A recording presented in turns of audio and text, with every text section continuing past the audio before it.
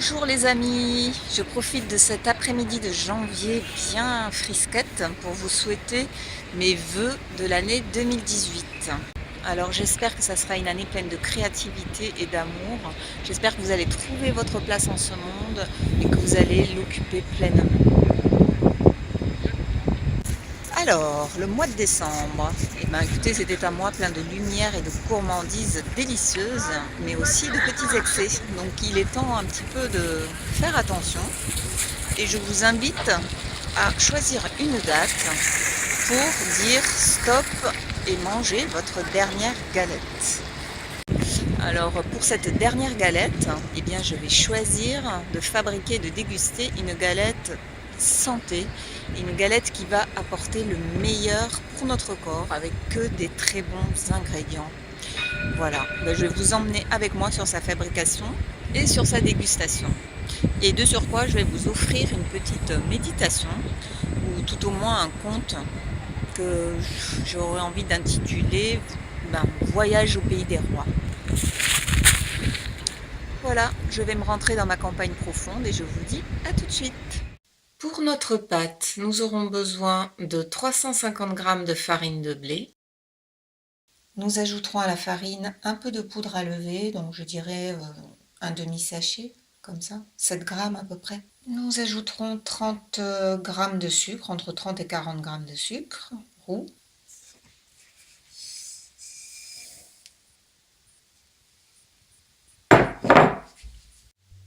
À ce mélange farine, poudre à lever, sucre, nous ajouterons 7,5 centilitres d'huile de noix ou de noisette.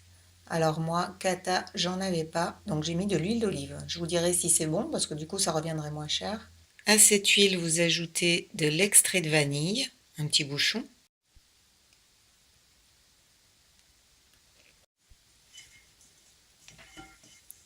Voilà, quand c'est bien mélangé, nous allons rajouter notre lait végétal.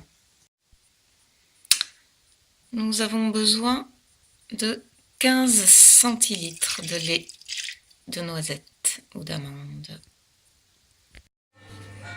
Je fais avec les mains. C'est pas grave. Non, mais je peux. Si c'est comme ça qu'on doit faire. Ouais, ouais, ouais. Tu rigoles. Et voilà, une vraie bonne pâte. Je vais la laisser reposer le temps d'aller faire ma garniture.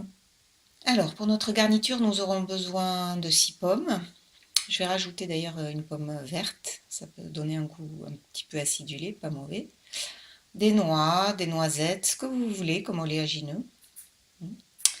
Et puis, vous pouvez rajouter des fruits secs. Alors là, j'ai des raisins. Mais une fois, j'avais rajouté des cranberries. C'était délicieux. Voilà. Et en épices, nous aurons besoin de cannelle. Et éventuellement aussi des clous de girofle. Là, j'en ai pas, mais vous pouvez en rajouter quelques-uns et puis les enlever après la cuisson de la garniture. Allez, je vous montre.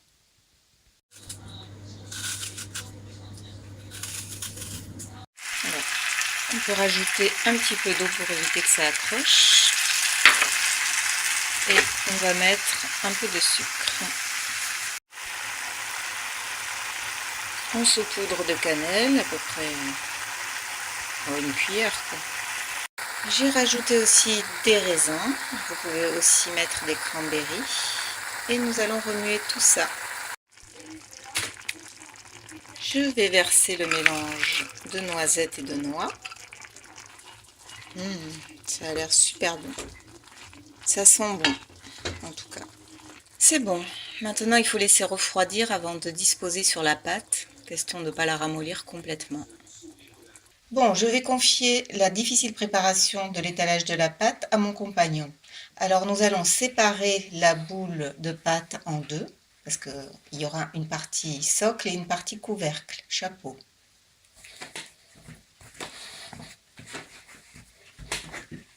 Alors, le principe, c'est de faire quand même une pâte assez fine.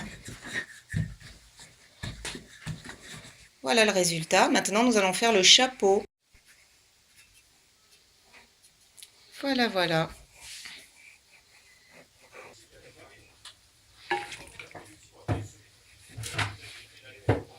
Attention. Il n'est pas assez grand. Ici. Parfait. Allez, je prends le relais, j'ai trop hâte de faire les bords.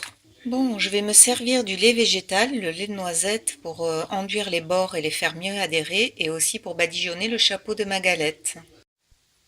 Chut, tout le monde dort et le gâteau cuit encore. Franchement, je me régale. Bien au chaud sous les couvertures en laine, nos corps sont apaisés par la tiédeur des chairs avoisinantes. Le traîneau glisse en pénétrant la nuit. Le vieil homme au manteau rouge sait exactement où il nous emmène, et nos yeux s'accrochent à l'étoile qui brille si fort à l'Orient. L'air frais caresse en continu nos visages. Soudain, le traîneau ralentit. 3 flammes vacillantes floutent au loin la profondeur des ténèbres. 3 hommes sont sur le bord du chemin. Notre ami et guide s'arrête et les invite à monter. La place qu'il leur faut se crée sans que nous ayons même besoin de nous pousser. Le premier est âgé, sa barbe est d'une blancheur éclatante. Il travaillait comme forgeron, transformant les métaux pour nourrir le quotidien des hommes. Aujourd'hui, il poursuit son ouvrage sans toucher le marteau ni l'enclume. Il est l'alchimiste, en quête du grand œuvre, seigneur du royaume des transmutations, roi des forges divines où les viles matières sont transformées en or. Il tient sur ses genoux un objet rond comme un galet, bien enveloppé dans un lange. Le second est dans la fleur de l'âge. Il a les cheveux rouges et le regard translucide. Il étudiait les étoiles et les constellations. Aujourd'hui, il cultive l'oliban qu'il fait brûler lors de méditations célébrant l'union du ciel et de la terre. Le troisième homme, lui, a de larges épaules. Ses yeux noirs scrutent le monde avec attention, ouvrant de petites portes. Il a longtemps soigné les hommes avec ses plantes, et aujourd'hui, il facilite avec ses mains les naissances et les morts. L'homme à barbe blanche a déplié le lange. Une sphère biseautée, dorée comme de l'ambre, exalte un parfum sucré de cannelle et de noix. « Amis voyageurs, partageons ma galette, a-t-il dit.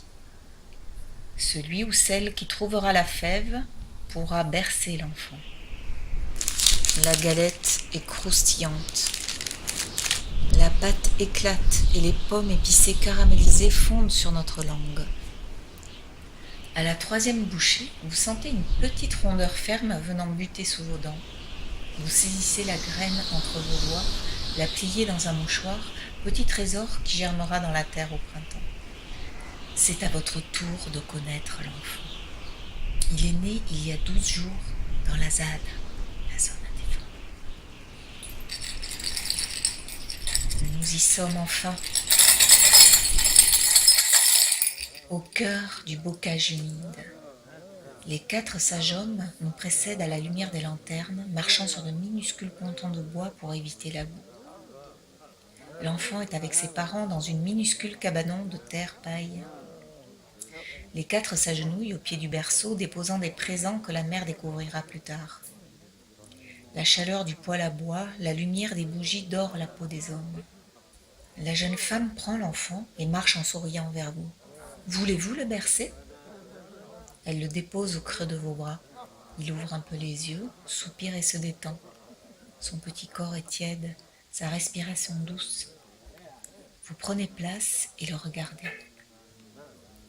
Observez ses paupières tendres, frémissantes. Il sourit aux anges. Soudain, l'enfant ouvre les yeux. Et tout est suspendu. Vous basculez dans son regard étrange, encore entre 2 mondes.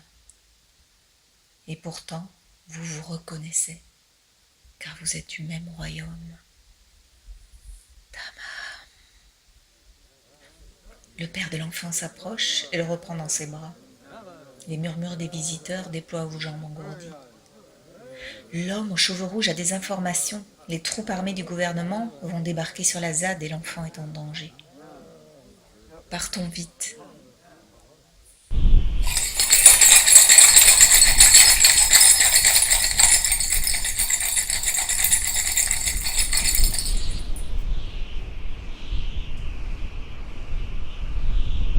Attends, Caroline, regarde. Mais vous avez mis le petit Jésus sur un âne. Vers l'Égypte. C'était dans la nuit de Noël où C'est il pas un est chameau arrivé, à peine arrivé, un ange est apparu et lui a dit à Joseph, il faut absolument... Ah, pour pas qu'il soit assassiné par le roi Voilà, Hérode. Le ah, massacre ouais. des 110 innocents. Eh ben oui. Moi, je Ah, la fais vivre d'accord. ma crèche tout le temps, elle dit. C'est bien. La dernière fois, il y avait les rois mages l'autre jour, vous ne l'avez pas vu, bien sûr. Et les rois mages, vous les avez enlevés déjà? Ah ben oui, parce qu'ils Ah. ils sont partis juste avant que l'ange... Ah oui. Je dis que d'après l'Évangile, Saint Joseph a reçu un message de la part des anges en lui disant, de l'ange, c'est le même probablement, de partir immédiatement parce que Hérode s'apprête à bousiller tous les enfants. Ah oui. Et les rois mages sont partis déjà. Il n'y a que moi qui suis là. Évidemment, personne n'a vu. Enfin, Il est bien. personne n'a jamais vu l'enfant. Pourquoi tu... Elle enregistre.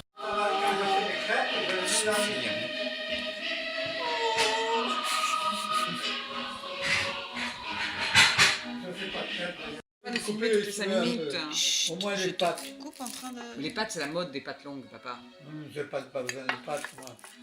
Ça me sort des pattes, ça me sort des Il oreilles. faut les avoir jusque-là. Les pattes. Ça, c'est ringard. Oh. Il faut se mettre à la page. Il n'y a que les hommes pour faire des conneries pareilles.